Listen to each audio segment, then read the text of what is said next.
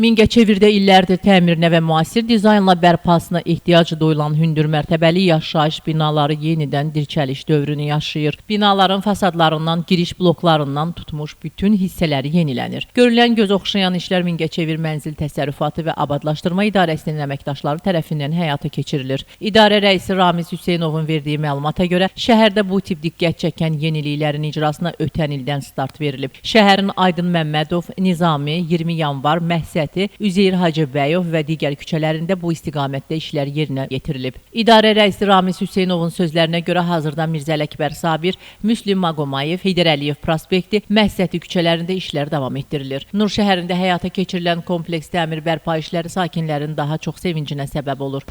2024-cü ildə nəzərdə tutulmuş 20 binada işlər aparılmışdır. Onlardan 16 bina tam hazırda, tam şəkildə hazır vəziyyətdədir. 4 binada işlər davam elətdirir. Hal-hazırda indi bu çəkiliş gedən yerdə işlərimiz davam elətdirilir. Sakinlər tərəfindən bu işlər yüksək səviyyədə qarşılanır. Həmişə cənab başçıya görüşlərdə müraciətlər olurdu.